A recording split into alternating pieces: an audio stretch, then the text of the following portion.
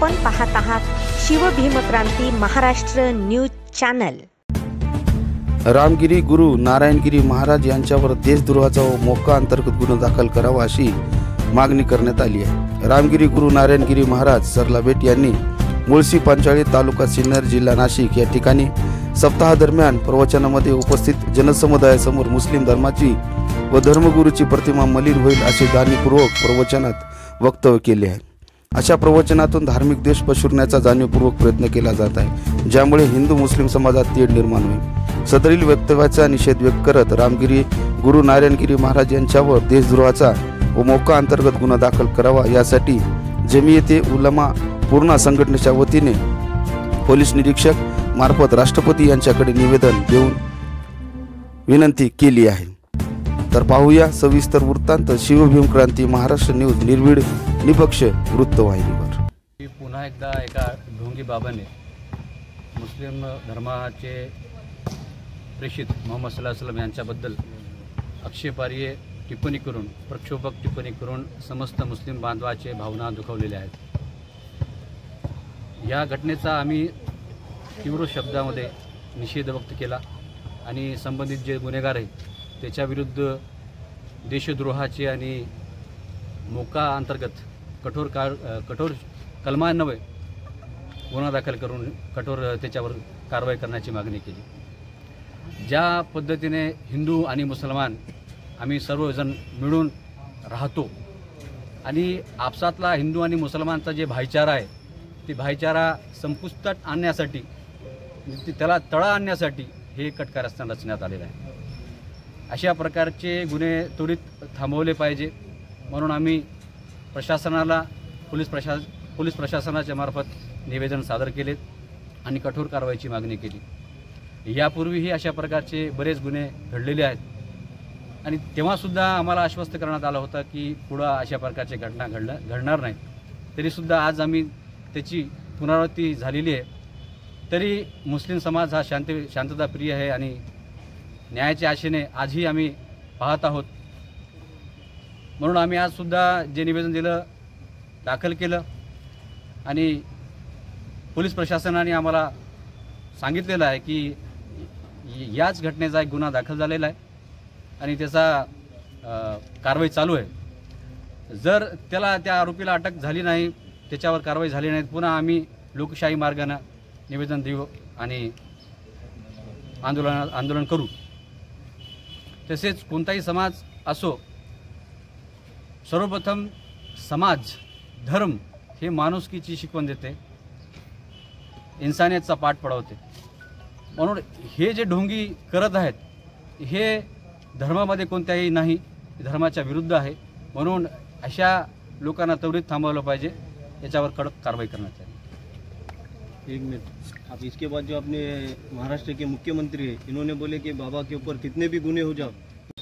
प्रशासनाने कारवाईची आश्वासन दिलेलं आहे, तरी सर्व मुस्लिम समाजाचा माझी विनंती आहे की शांतताप्रिय आपण राहून प्रशासनाला सहकार्य करू आणि ते जर कारवाई करत नसतील तर मग आपण लोकशाही मार्गाने आंदोलन करू। पूर्णा शहरामध्ये पूर्णा पोलीस स्टेशन या ठिकाणी माननीय पोलीस निरीक्षकांना मुस्लिम समाजाच्या वतीने एक निवेदन देण्यात आलेले आहे की 2 ते 4 दिवसापूर्वी या महाराष्ट्र राज्यामध्ये एक ढोंगी बाबा याने मुस्लिम समाजाचे प्रेक्षक असलेले मोहम्मद पैगंबर यांच्या विरोधात चुकीचे वक्तव्य केलेले आहे।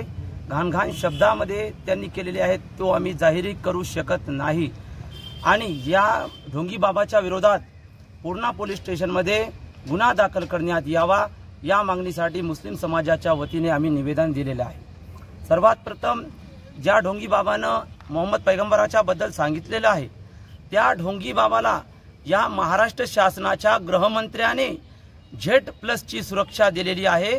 त्या देवेंद्र फडणवीस साहेबांचा आम्ही जाहीरपणे निषेध करतो आणि आमची मागणी या सरकारला आहे की देवेंद्र फडणवीस साहेबांनी अगोदर राजीनामा द्यावा आणि या महाराष्ट्राचे मुख्यमंत्री सन्माननीय एकनाथरावजी शिंदे यांनी या वक्तव्याचं समर्थन केलेलं आहे आणि उलट सांगितलेलं आहे की बाबांच्या केसाला जरी धक्का लागला, कितीही केसेस झाले तरी सरकार त्यांच्या पाठीशी आहे जर हे सरकार त्यांच्या पाठीशी असेल तर याचा अर्थ आहे की येणाऱ्या काळामध्ये निवडणुका आहे आणि त्यामध्ये तुमचे हिंदू आणि मुसलमानांमध्ये द्वेष पसरवण्याचं काम तुम्ही करत असाल तर या षडयंत्राला हिंदू आणि मुसलमानांनी बळी पडू नये आणि येणाऱ्या काळामध्ये अशा बळी न पडता सर्वांनी शांतता पाळावी एवढंच आमचं आव्हान आहे की पूर्णा पोलीस स्टेशनमध्ये पूर्णा पोलिसांनी तात्काळ त्यांच्यावर गुन्हे दाखल करण्यात यावे।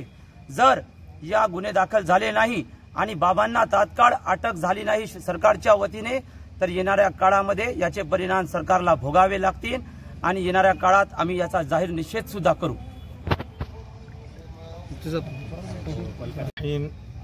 आज बरोज इतवार 18 अगस्त पूर्णा के अंदर जो है ये एहतजाज जो किया गया है और पुलिस थाने के अंदर FIR दर्ज कराने के लिए भी हम आए थे कि ये जो खिंजीर शक्ल नुमा इंसान है जिसने हमारे पैगंबर हज़रत मोहम्मद मुस्तफ़ा सल्लल्लाहु अलैहि वसल्लम की शान में गुस्ताखी की है, ये असल में कोई बाबा नहीं है बल्कि आतंकवादी है, दहशतगर्द है।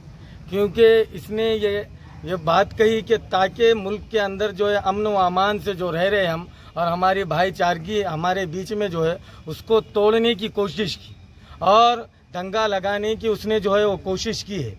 इसलिए हम हुकूमत से ये कहना चाहते हैं कि ये बार बार ये चीज़ हो रही है तो आप जो है जो बिल बनाना है इस मुद्दे पर बनाइए जिससे जो है मुल्क हिंदुस्तान में अमन रहे।